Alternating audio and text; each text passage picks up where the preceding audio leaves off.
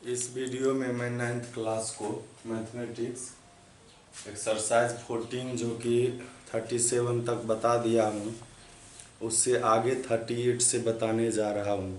तो 38 नंबर का क्वेश्चन है, the shape of the cross section of A canal. Canal देखे होंगे आप, मतलब नहर, जस्ट लाइक नहर जिसमें पानी जाता है, वो ऐसा होता है जैसे ये इस तरह से होता है, मतलब ट्रेपेजियम का जैसा होता है। पानी जाता जिधर से है उसका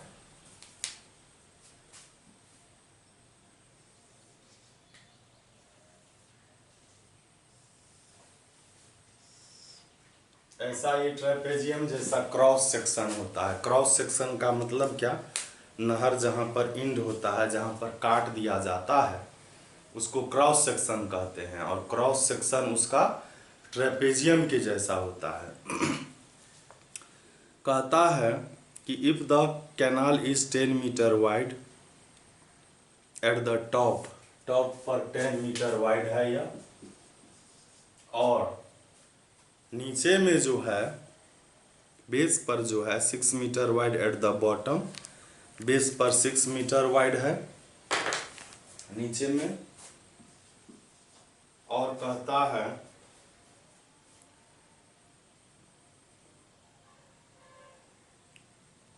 एरिया जो है वह 640 मीटर स्क्वायर है। तो इसका डेप्थ फाइंड कीजिए। तो इजी ही है, डेप्थ मीन्स हाइट हो गया। यहाँ पर दिया हुआ है एरिया ऑफ अ ट्रेपेजियम, वह दिया हुआ है 640 मीटर स्क्वायर। ये 1/2 a plus b into h होता है। 1/2 ए इस दोनों में से किसी को लिख सकते हैं, एच नहीं है।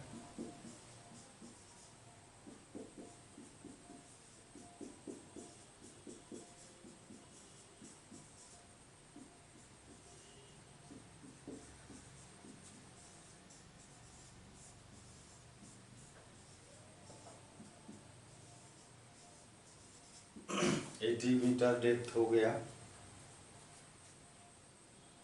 तो अब है 39 नंबर में, find the area of a trapezium whose parallel sides are 11 metre and 25 metre long and the non parallel side. Non parallel side दिया हुआ है।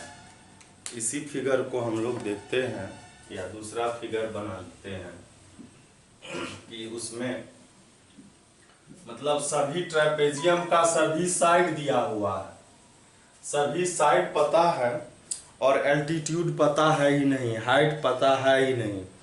तो पहले क्या करना होगा, हाइट पता करना होगा, हाइट पता करना होगा और तब जो है उसका एरिया फाइंड करना होगा ट्रेपेजियम का।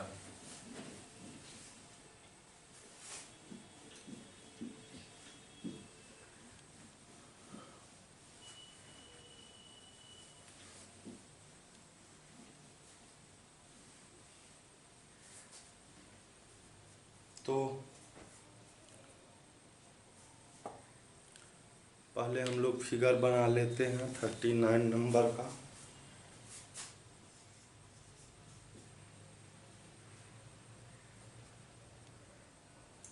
इलेवन और 25 है, पैरेलल साइड है 11 और 25। ये 11 है, ये 25 है, और नॉन पैरेलल साइड जो है वह है 15 और 13।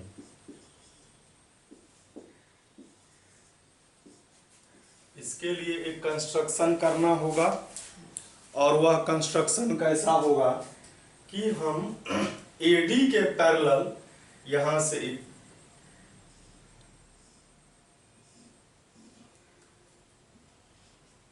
ये खींचा, हम ये पैरेलल खींचा, किसके, एडी के पैरेलल सी खींचा, ये इसके पैरेलल खींचा, ये इसके पैरेलल है ही, तो ये पैरेललोग्राम हो गया। CE पैरेलल AD, तो क्या हो गया, AECD इज अ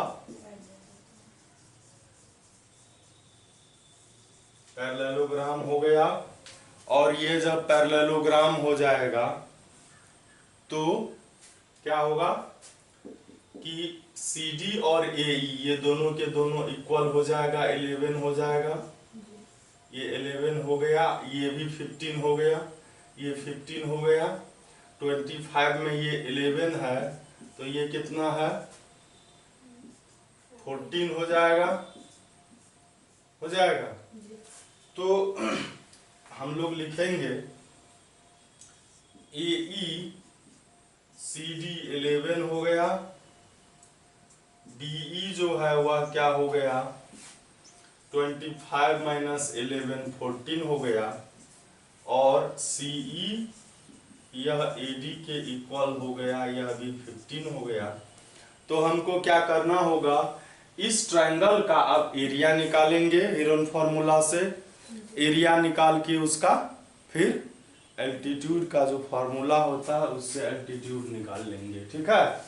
तो सबसे पहले हम लोग लिखेंगे इन अ ट्रायंगल BEC में A को 15 मानते हैं, सेंटीमीटर है, B को 13 मान लेते हैं और C को ये 14 मान लेते हैं।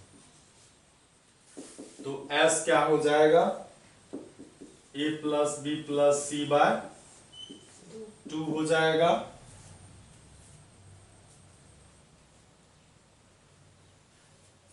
तो ये है 15, 13 और 14 बाय 2,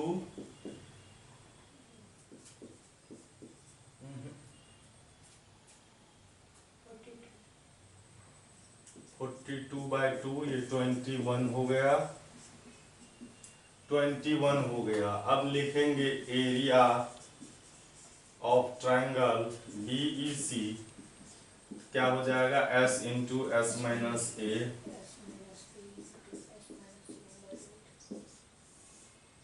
इसी BEC के एरिया को हम BE को बेस और इसको हाइट ले सकते हैं।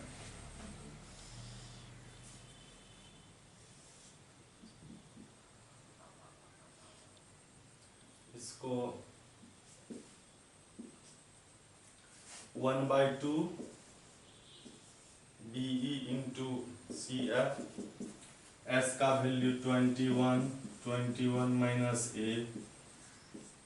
21 माइनस 13, 21 माइनस 40,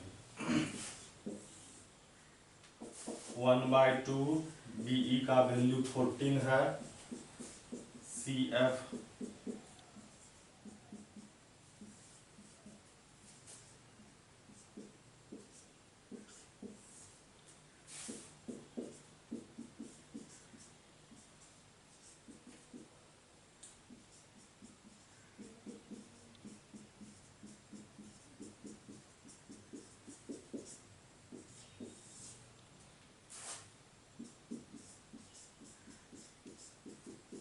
ये 7 है, ये 3 है, ये 2 है और ये भी 2 है। तो ये CF 7 7 जाएगा, CF इक्वल 12 सेंटीमीटर, यही आंसर हो जाएगा। फिर हम लोग देखते हैं 40 नंबर का क्वेश्चन। 40 नंबर में है the difference between the length of the parallel side of a trapezium is 8 centimetre. Parallel side जो होता है उसमें डिफरेंस है 8 सेंटीमीटर का। The perpendicular distance between this side is 24 centimetre and the area of the trapezium यह दिया हुआ है।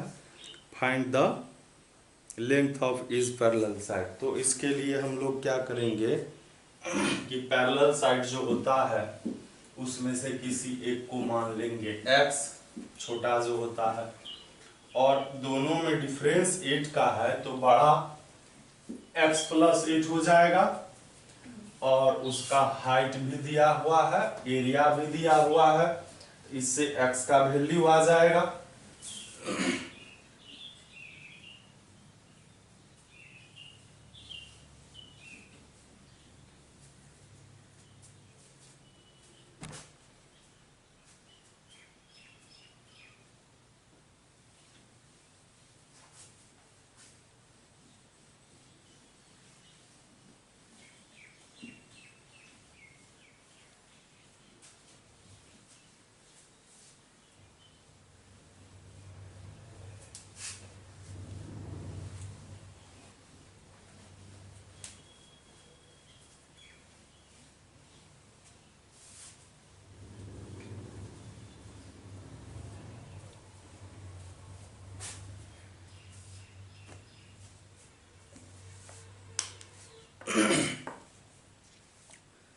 तो हम लोग क्या करेंगे, पैरेलल साइड को,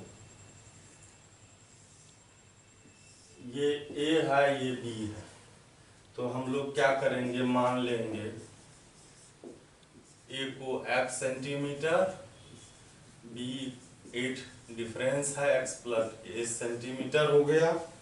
फिर कहता है इसका हाइट जो है यह दिया हुआ है, यह दिया है 24 सेंटीमीटर, और एरिया भी दिया है,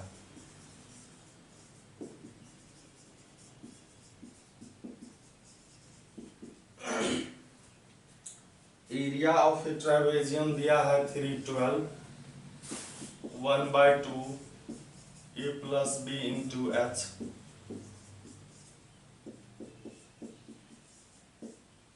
ये है x, ये है x प्लस 8 इंटू एच है 24,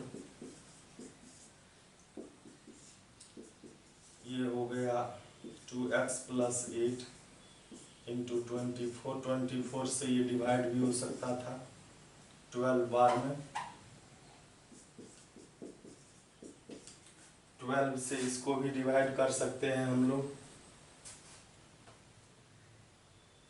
हो सकता है 12 2 जा 24, यहाँ बच गया 7, 12 6 जा 7, 2x is equal 26 minus 8,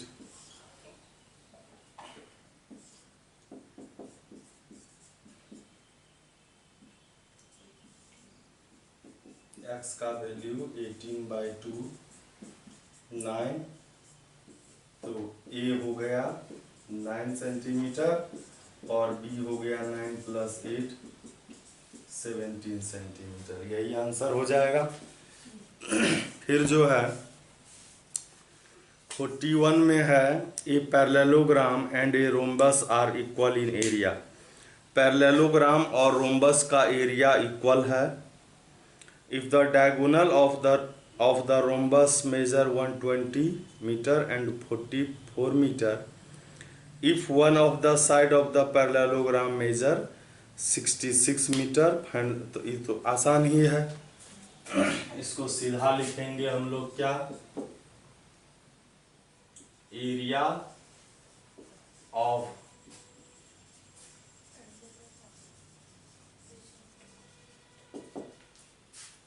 parallelogram और इक्वल में लिखेंगे एरिया ऑफ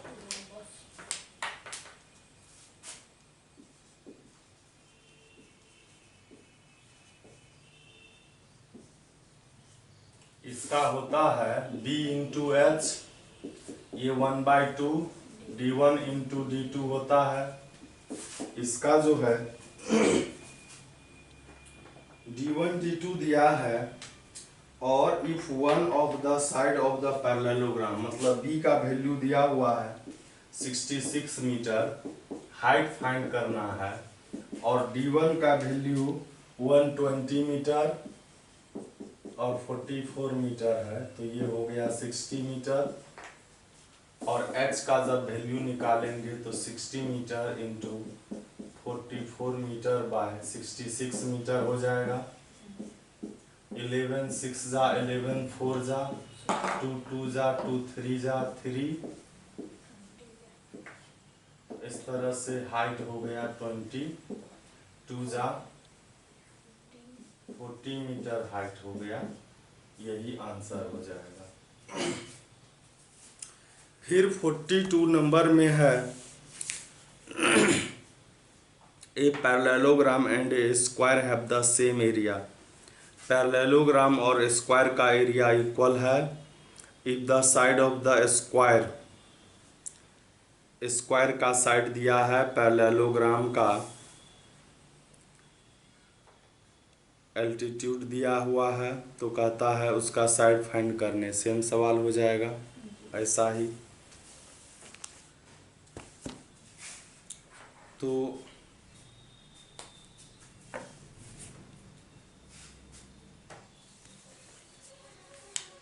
इसमें दिया हुआ है 42 में area of a parallelogram, area of a square, ये b इंटू एच होगा, ये साइड का स्क्वायर हो जाएगा। यहाँ पर जो दिया हुआ है if the side of square 40 metre, उसका स्क्वायर हो जाएगा। और इधर कहता है altitude of the parallelogram measure 25 metre, altitude 25 metre है, तो बेस फाइंड करना है, b का वैल्यू फाइंड करना है। तो ये हो गया 40 इंटू 40 बाई 25, 5 5 जा 5 8 जा 5 8 जा 8 8 जा 64 मीटर इसका बेस हो जाएगा। फिर 43 नंबर में कह रहा है find the area of a rhombus, one side of which measure 20 centimetre and one of the diagonals is 24 centimetre. तो ये तो हो ही जाएगा। रोम्बस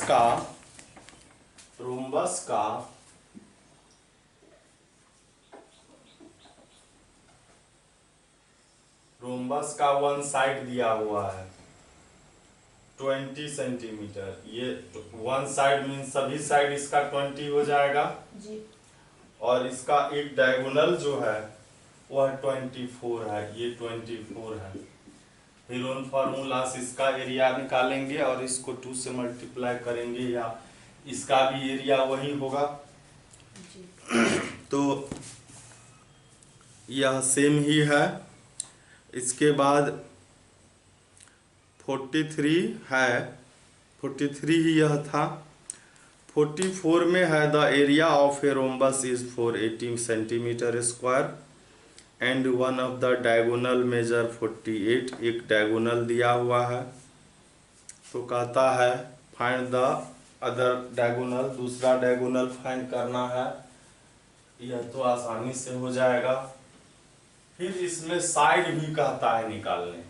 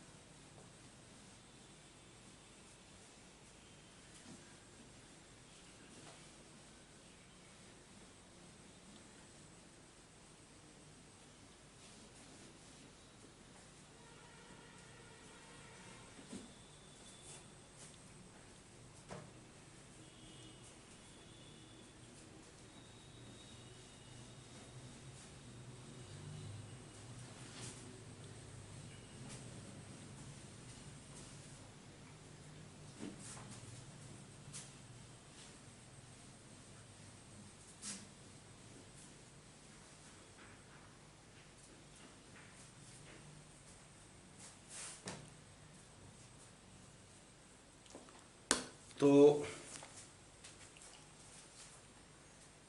44 में दिया है एरिया ऑफ ए रोम्बस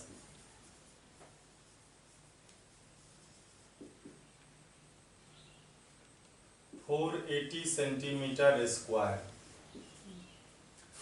ये होता है 1/2 d1 इंटू d2।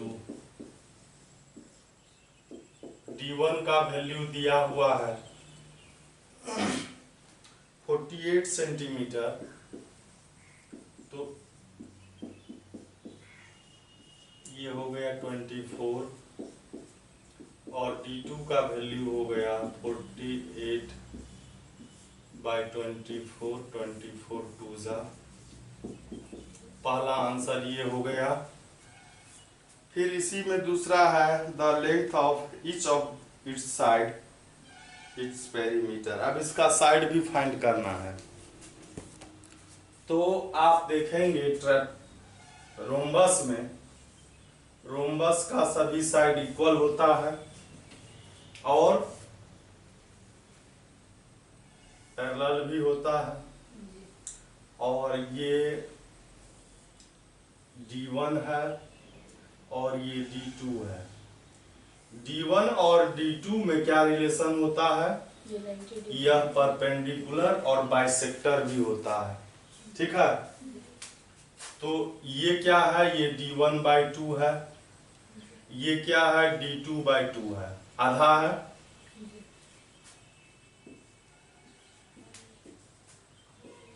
तो इसका फॉर्मूला हम लोग पहले देख लेते हैं। ये हाइपोटेनस है, ये फॉर्मूला है, ये याद पहले से पता होना चाहिए। फॉर्मूला हम निकाल रहे हैं। In a right triangle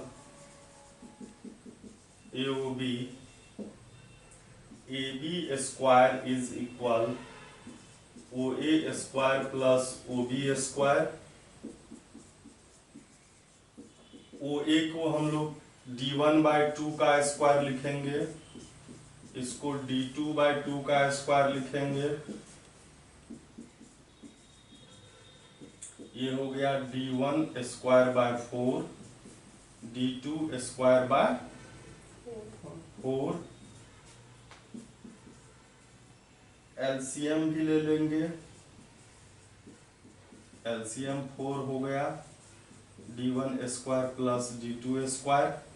AB का जब वैल्यू निकालेंगे स्क्वायर रूट हो जाएगा, d1 का स्क्वायर d2 का स्क्वायर बाय 4, तो 4 का square root 1/2 under root d1 का स्क्वायर प्लस d2 का स्क्वायर। ये होगा किसका? Side of a rhombus. अब जो दूसरा है साइड ऑफ ए रोम्बस,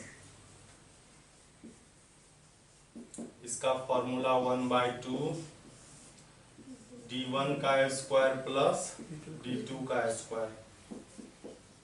वैसे ये ज्योमेट्री में ये प्रूफ किया हुआ है सर। d1 का वैल्यू दिया हुआ है हम लोगों को 48 और d2 आया है 20।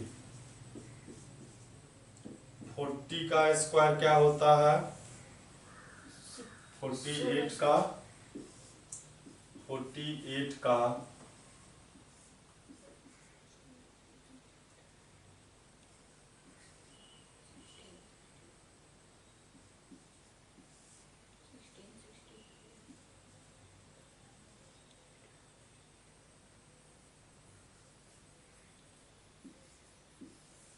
ये हो जाएगा 2304 और ये 400 हो जाएगा। इसको ऐड करेंगे तो क्या हो जाएगा? 2704। ये किसी का स्क्वायर है, चेक कर लेते हैं हम लोग। 2704 में 5 से लगेगा, 5 5 जा 25। अब ये लेंगे, ये हो गया 10, तो 2 से होगा, 2 2 जा 4 मतलब 52 हो गया, 1/2 भी रहेगा, 1/2 52 26 सेंटीमीटर हो गया इसका साइड हो गया। और थर्ड नंबर में कहता है पेरीमीटर।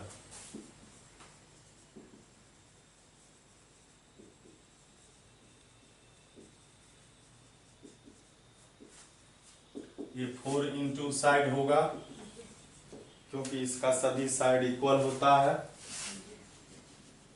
साइड है 26, उसको 4 से मल्टीप्लाई कर लेंगे।